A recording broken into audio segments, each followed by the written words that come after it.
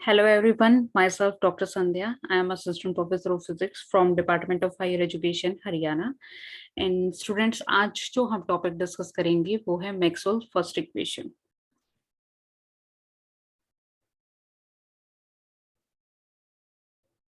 Maxwell's first equation जैसे है वो मैक्सवेल फर्स्ट इक्वेशन की अगर हम बात करते हैं तो मैक्सवेल्स इक्वेशंस में चार इक्वेशंस आपकी आती हैं।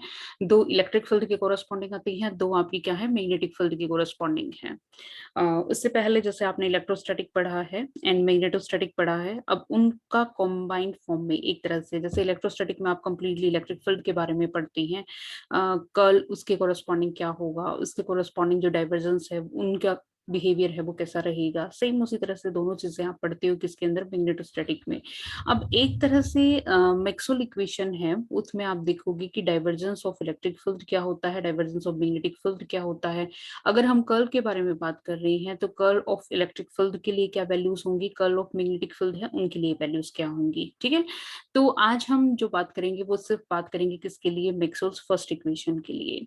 This equation represent the Gauss law in electrostatics. तो गोस लॉ है वो आपने इलेक्ट्रोस्टैटिक है उसमें पढ़ा है। तो गोस लॉ में एक्चुअली होता क्या है, according to the Gauss law the surface integral of electric field over a close surface is equal to net charge contain in the surface.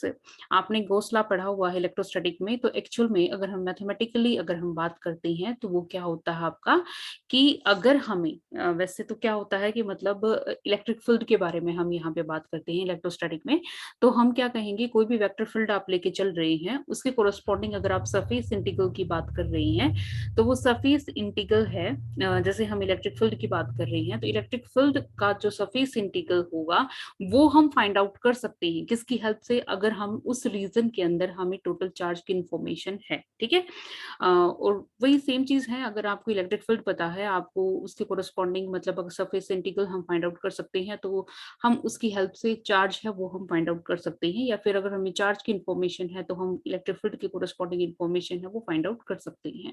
तो गोसला है वो आपका क्या होता है कि E dot D S is equal to Q by epsilon naught. यहाँ mathematically अगर हम बात कर रही हैं तो ई यहाँ पे क्या हो गया आपका इलेक्ट्रिक फील्ड हो गया, एस है वो क्या है आपका एरिया है। ठीक है, and E dot D S है वो आपको क्या देगा, surface integral over electric field. अब आपका क्या है, Q is charge and epsilon naught है वो आपका क्या होगा, permittivity in the free space. तो एप्सिलॉन नॉट है वो एक तरह से कांस्टेंट है, तो अगर आपको उस रीजन के अंदर आपको टोटल चार्ज की इंफॉर्मेशन है तो आप surface integral of electric field है वो आप फाइंड आउट कर सकते हैं। ठीक है, तो ये गोसला है, ये आपने सभी ने पढ़ा हुआ है। अब इसी का यूज करके हम आगे फाइंड आउट करेंगे मैक्सवेल फर्स्ट इक्वेशन। एक और चीज आपने जैसे अब BSc final BSc first year में आपने की हुई है कि आप इलेक्ट गोसला का यूज करते हुए डिफरेंशियल फॉर्म ऑफ गोसला है वो भी आपने किया हुआ है। ठीक है, तो वो आपने बच्चों कैसे फाइंड आउट किया कि जैसे हमें गोसला के बारे में भी पता चल गया कि E dot D S is equal to Q by epsilon naught होता है। अब क्यू है वो हमारा क्या होगा, चार्ज होगा, एप्सिलॉन नॉट है वो क्या होगा आपका परमिटिविटी है। उसके बाद आप क्या कर सकते हो, जो आपने डाइवर्जेंस थ्योरम यूज करनी है अब यहाँ पे, एक्चुअल में गोस डाइवर्जेंस थ्योरम है वो होती क्या है, आप किसी भी वेक्टर फील्ड की बात कर रहे हो उसका अगर आपको सरफेस इंटीग्रल पता है तो आप उसको कन्वर्ट कर सकते हो किसमें, वॉल्यूम इंटीग्रल में, with the help of divergence. ठीक है, तो अब हम यहाँ पे बात किसकी कर रहे हैं, इलेक्ट्रिक फील्ड की बात कर रहे हैं, तो हमारे पास क्या है कि ई डॉट डी एस, हमने क्या कहा सरफेस इंटीग्रल को हम चेंज कर सकते हैं किसके अंदर, वॉल्यूम इंटीग्रल में, with the help of divergence. तो आपको यूज क्या करना है, आप लिखोगे जैसे यहाँ पे E dot D S is equal to, आप लिखोगे यहाँ पे divergence of electric field del dot E, और साथ में क्या हो गया आपका डीवी हो गया, when S is the surface area and V is the volume. आपको ये दोनों चीजें बतानी होंगी कि एस है वो यहाँ पे हमारा क्या रिप्रेजेंट कर रहा है, सरफेस एरिया, एंड वी है वो क्या होगा, जो भी वॉल्यूम आप कंसिडर करके चल रही है वो वी वॉल्यूम होगी। अब ये तो हमने क्या कर दिया कि अगर हमारे पास surface integral of electric field है उसको हम डाइवर्जेंस थ्योरम से हमने क्या किया है, डाइवर्जेंस थ्योरम से हमने उसे सरफेस इंटीग्रल को चेंज कर दिया किसके अंदर, वॉल्यूम इंटीग्रल में। ठीक है, ये हमारी आ गई इक्वेशन नंबर 2। अब एक और चीज मैं आपको बताना चाहूंगी, पढ़ा भी है आपने जैसे कि चार्ज है, चार्ज का डिस्ट्रीब्यूशन है वो डिफरेंट डिफरेंट टाइप का हो सकता है। वो लाइन इंटीग्रल हो सकता है, वो आपका मतलब सरफेस के कोरस्पॉन्डिंग भी हो सकता है, वो डिस्ट्रीब्यूशन आपका ओवर द वॉल्यूम भी हो सकता है। ठीक है, तो जब आप अलोंग ए लाइन अगर हम डिस्ट्रीब्यूशन की बात करते हैं तो हम कहते हैं कि Q is equal to lambda into DL। ठीक है, लीनियर चार्ज डिस्ट्रीब्यूशन की जिसकी हम बात करते हैं। फिर सरफेस के कोरस्पॉन्डिंग आप लिखते हो Q is equal to sigma into DS लिखते हो। उसके बाद फिर आपका क्या रह गया कि आप वॉल्यूम की बात करते हो, तो वॉल्यूम में भी हम चार्ज को लिख सकते हैं in terms of rho and साथ में आपका क्या हो गया, डीवी हो गया। ठीक है, तो ये अपनी क्या होगी, इक्वेशन नंबर 3 होगी। अब हम क्या कर सकते हैं कि भाई हमारा जो ई डो डी एस है वो आपका क्या है, क्यू बाई एप्सिलॉन नॉट है। तो हम क्या करेंगे, ई डो डी एस है उसकी वैल्यू हम यूज करेंगे यहाँ से कि ई डो डी एस है उसको हम लिख सकते हैं by using Gauss divergence theorem del dot E into DV. ठीक है, उसके बाद फिर आप क्या कहोगे कि क्यू है उसको भी हम लिख सकते हैं in the form of rho into आपका क्या हो गया, डीवी हो गया। अब इक्वेशन नंबर 2 एंड 3 उन दोनों का यूज हम करेंगे किसके अंदर, इक्वेशन नंबर 1। ठीक है, तो आपको काम क्या करना है कि ई टू डी एस उसको हम चेंज कर देंगे किसके अंदर, del dot E into DV. ठीक है, इसके साथ आप रीजन दोगे कि हमने यूज क्या किया है, गॉस डाइवर्जेंस थ्योरम, जिसमें हम किसी भी आपका जो भी फील्ड होता है, वेक्टर फील्ड होता है, जिसमें हम सरफेस इंटीग्रल को चेंज कर सकते हैं वॉल्यूम इंटीग्रल में। अब हमारे पास यहाँ पे जो वेक्टर फील्ड था वो क्या था, इलेक्ट्रिक फील्ड था। तो हमने इलेक्ट्रिक फील्ड के कोरस्पॉन्डिंग जो भी सरफेस इंटीग्रल था हमने उसको चेंज किया है किसके अंदर, वॉल्यूम वॉल्यूम इंटीग्रल के अंदर। ठीक है, अब आपका क्या काम बच गया, अपने पास जो राइट हैंड साइड में जो क्वांटिटी थी चार्ज, चार्ज को भी आपने किस में कन्वर्ट कर दिया, एक तरह से जो वॉल्यूम के कोरस्पॉन्डिंग चार्ज का डिस्ट्रीब्यूशन है रो इंटू डीवी की फॉर्म में। एप्सिलॉन नोट आपका कांस्टेंट है बेटा, तो वो आपका एज इट इज रहेगा, उसमें कोई भी चेंज नहीं आएगा। ये दोनों चीजें कर दी, करने के बाद आप क्या कहोगे कि अगर हम left hand side and right hand side है दोनों को कंपेयर करते हैं कि वेरिएशन है आपका del dot E over the volume DV. ठीक है, सेम उसी तरह से rho into DV epsilon naught जैसे हमने अभी भी बताया है कि अपना क्या होता है, कांस्टेंट, तो इसका तो कोई डिफरेंस रहेगा नहीं। दोनों को अगर हम कंपेयर करेंगे तो हम क्या कहेंगे कि del dot E is equal to rho by epsilon naught. इसको हम क्या कहते हैं, differential form of Gauss law. ठीक है, तो पेपर में अगर आपसे पूछा भी जाता है कि differential form of Gauss law है वो क्या होगी, तो सिंपली आपको क्या करना है, आपको इलेक्ट्रिक आप शुरू करोगे, आप गॉस डाइवर्जेंस थ्योरम से मैथमेटिकल फॉर्म में लिखोगे, गॉस लॉ से शुरू करोगे आप, उसके अंदर फिर आपने क्या करना है, गॉस डाइवर्जेंस थ्योरम है उसको यूज करना है आपको। जो चार्ज है उसको आप वॉल्यूम के कोरस्पॉन्डिंग जो भी चार्ज डिस्ट्रीब्यूशन है उसके फॉर्म में रिप्रेजेंट करोगे।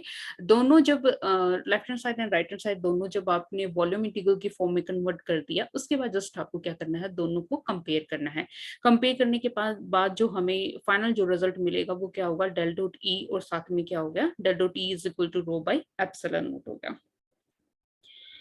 अब हम बात कर रहे हैं मैक्सवेल फर्स्ट इक्वेशन को फाइंड आउट करने के लिए, तो हम कुछ अलग चीज कंसिडर करेंगे। उसमें क्या है कि if we consider surface as enclosing volume V having dielectric medium inside it, the charge will be of two type of charge, that is free charge and the polarization charge due to dielectric। ठीक है, जैसे हम conductor use करते हैं तो conductors में क्या होता है कि आपके फ्री चार्ज कैरियर्स होते हैं। ठीक है, डायलेक्ट्रिक मीडियम होता है, उसके अंदर क्या होता है, आपका पोलराइजेशन होता है।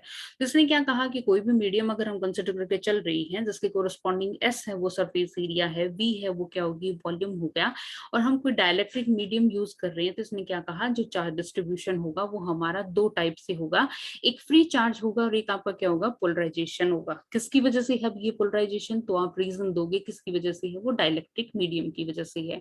तो अब हम कहेंगे कि जो हमारा गॉस लॉ है वो एक तरह से मॉडिफाई हो जाएगा, किसकी वजह से हो जाएगा, क्योंकि चार्ज डिस्ट्रीब्यूशन है वो सिर्फ हमारा अब फ्री चार्ज कैरियर की वजह से नहीं है, हमारा पोलराइजेशन की कोरस्पॉन्डिंग जो चार्ज है डेंसिटी उसका भी कंट्रीब्यूशन होगा। तो आपको सिंपली क्या करना है, जो गॉस लॉ है वो हम लिखेंगे E dot D S is equal to 1 by epsilon naught as it is. ठीक है, उसके बाद फिर हमने क्या लिखा था, यहाँ पे रो इंटू डीवी होता था। अब आपने ऊपर रीजन दे दिया कि हमने जो मीडियम ले रही है वो हम डायलेक्ट्रिक मीडियम भी ले रही है। ठीक है, डायलेक्ट्रिक मीडियम है तो आपका क्या हो जाएगा, कंट्रीब्यूशन है वो दो टाइप का हो जाएगा, आप कहोगी कि रो प्लस रो P और साथ में dV एज इट इज जैसे हम पहले लेते थे, ठीक है। उसके बाद आप यहाँ पे बताओगे कि रो है वो क्या है आपका और रो P है वो क्या है आपका। तो आप कहोगे कि रो है वो एक तरह से फ्री चार्ज कैरियर डेंसिटी है एंड जो रो P है वो एक तरह से पोलराइजेशन चार्ज डेंसिटी है, ठीक है।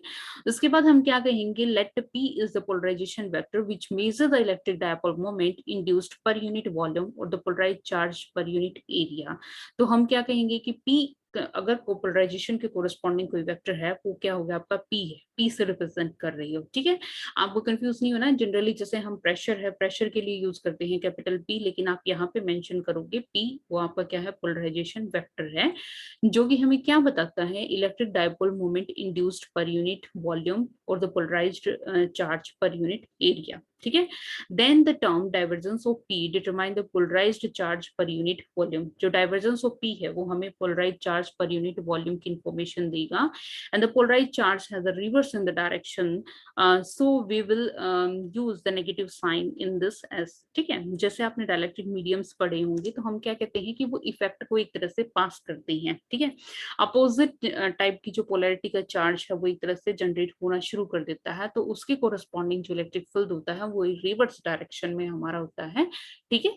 तो हम क्या कहेंगे कि अगर हम रो P को डिफाइन कर रहे हैं तो वो हमारा क्या होगा, माइनस डाइवर्जेंस ऑफ P होगा, ठीक है। नेगेटिव साइन आपको ध्यान रखना है और ध्यान अगर रख रहे हो तो फिर आप उस चीज को मेंशन भी करोगे, ठीक है, कि आपका क्या है, polarised charge has the reverse in the direction, hence we use the negative sign in this as rho P is equal to divergence of P, ठीक है। Now the Gauss law for the system will be, अब आपको क्या करना है कि जो आपका रो P है उसकी वैल्यू हम क्या करेंगे, यहाँ पे पुट करेंगे। यहाँ पे पुट करने के बाद आप क्या कहोगे कि E dot D S is equal to 1/ε0 rho minus del dot P और साथ में dV। अब आपको क्या करना है, यूजिंग डाइवर्जेंस थ्योरम हमने क्या करना है कि जो ये वाला पोर्शन है इसको सरफेस इंटीग्रल को हम जैसे पहले किया था उसी तरह से हम क्या कर देंगे, डेल डॉट E और साथ में क्या होगा आपका dV। ये हमारा क्या होगा, लेफ्ट हैंड साइड का पोर्शन हमने सरफेस इंटीग्रल से चेंज कर लिया किसमें, वॉल्यूम इंटीग्रल में, with the help of divergence theorem. इधर की हम बात करते हैं तो हमने एज इट इज रख दिया 1/ε0 rho minus del dot P and साथ में क्या हो गया आपका dV हो गया। उसके बाद फिर हम क्या कहेंगे कि भाई ये जो चीज होगी, अब हम करना चाहते हैं कि जो डाइवर्जेंस से रिलेटेड जो भी टर्म है उनको हम एक साइड ले आते हैं, बाकी चीजें हैं वो हमारी right hand side as it is रहेंगी। तो हमने क्या कर दिया कि डेल डेल डॉट और साथ में इधर है आपका एप्सिलॉन नॉट, वो एक तरह से क्या है, कांस्टेंट क्वांटिटी है, तो डाइवर्जेंस के लिए वो एक तरह से मतलब उसके ऊपर कोई फर्क नहीं पड़ेगा, चाहे हम उसको अंदर रखते हैं या फिर उसको हम बाहर रखते हैं, ठीक है। तो हमने क्या कर दिया, वो E के साथ यूज कर लिया, एप्सिलॉन नॉट T प्लस आपका क्या हो गया, इधर से ये गया डाइवर्जेंस आपने बाहर लिख दिया, प्लस आपने क्या लिखा P और साथ में क्या हो गया आपका dV is equal to rho dV, हमारा क्या बचा, राइट हैंड साइड में ये वाला पोर्शन, एप्सिलॉन नॉट है वो आपका इधर जा चुका है, P है वो भी आपका इधर जा चुका है, ठीक है। तो ये क्या हो गया, del dot epsilon naught E plus P और साथ में dV is equal to rho into dV। अब आप क्या बताओगे, आप कहोगे कि epsilon naught E plus P is equal to D। ये आपका क्या होता है, अब हम बताएंगे कि जो ये वाली टर्म है, जो epsilon naught E plus P, इन दोनों को पोलराइजेशन वेक्टर और एप्सिलॉन नॉट E, इन दोनों के साथ जो कंबाइंड फॉर्म में, एडिशन के फॉर्म में जो हमें अब रिजल्ट मिल रहा है, तो हम इसको एक कंप्लीट एक अलग वेक्टर से डिफाइन कर रहे हैं जिसको हम रिप्रेजेंट कर रहे हैं D से, ठीक है। और D है वो हमारा क्या है, एक तरह से डिस्प्लेसमेंट वेक्टर है। तो अब हम सेम उसी तरह से जैसे differential form of Gauss law किया है उसी तरह से दोनों अगर साइड की जो टर्म्स है उनको हम कंपेयर करते हैं तो हम क्या कहेंगे कि ये वाली टर्म है हमें क्या दे रही है, D, तो हम क्या लिखेंगे, del dot D is equal to rho, ठीक है। या फिर आप एक तरह से स्पेशल केस आप मान के चल सकते हैं उसको कि अगर हमारा जो पोलराइजेशन वाला जो कंपोनेंट है ये चीज जीरो हो जाती है, P हमारा जीरो हो जाता है, तो अपने पास क्या बचेगा, सिंपली हमारे पास बचेगा कि del dot E is equal to del dot E, सिर्फ यही टर्म बचेगी, तब हमारे पास del dot E is equal to epsilon naught है वो हम यहाँ इधर लिख सकते हैं रो डिवाइडेड बाय आपका एप्सिलॉन नॉट हो जाएगा, ठीक है। तो del dot E is equal to rho by epsilon naught हमारी क्या है, मैक्सवेल फर्स्ट इक्वेशन, ठीक है। सिंपली बस आपको गॉस लॉ से शुरू करना है, डाइवर्जेंस थ्योरम है वो यूज करनी है। उसके बाद जब आप मैक्सवेल फर्स्ट इक्वेशन की बात कर रहे हो तो आप कहोगे कि हम डाइलेक्ट्रिक मीडियम है उसको इंक्लूड कर रहे हैं, पोलराइजेशन है उसका भी इफेक्ट होगा, सिर्फ फ्री चार्ज कैरियर के कोरस्पॉन्डिंग चार्ज डेंसिटी नहीं होगी, अब हमारी polarisation charge, polarised charge density है वो भी होगी। दोनों को कंपेयर करके एक पोलराइजेशन वेक्टर है उसको इंट्रोड्यूस करना है। इंट्रोड्यूस करने के बाद फिर आपने क्या करना है, डाइवर्जेंस से रिलेटेड टर्म एक साइड रखेंगे, हम बाकी चीजें एज इट इज रखेंगे। उसके बाद हम कहेंगे कि epsilon not E plus P है वो हमें एक अलग वेक्टर दे रहा है जिसको हम क्या कह रहे हैं, डिस्प्लेसमेंट वेक्टर। ठीक है, फिर आप कहोगे कि del dot D is equal to आपका क्या होता है, rho, and del dot E अगर हम पी को जीरो लेके चल रहे हैं तो उस केस में आपका क्या हो जाएगा, del dot E is equal to rho by epsilon naught. और यही जो डिफरेंशियल फॉर्म है, चाहे आप del dot D is equal to rho की बात कर रही हो या del dot E is equal to rho by epsilon naught, ये हमारी क्या होती है, मैक्सवेल फर्स्ट इक्वेशन। एक तरह से आप बता रहे हो यहाँ पे कि डाइवर्जेंस ऑफ इलेक्ट्रिक फील्ड है वो आपका क्या होता है, रो बाई एप्सिलॉन नॉट होता है। तो अगर आपका डेरिवेशन आता है, आपको ड्राइव करना आता है मैक्सवेल फर्स्ट इक्वेशन, तो आपको ये कंप्लीट एक्सप्रेशन है वो आपको करना होगा। आई जस्ट होप कि आपको बेटा समझ में आया होगा, और कोई भी फीडबैक है या फिर कोई भी हेल्प इससे रिलेटेड मैं आपसे आपके लिए कर सकती हूँ तो आप मुझे बता सकते हो कमेंट सेक्शन में। And if you like my video then like share subscribe my channel also. Thank you.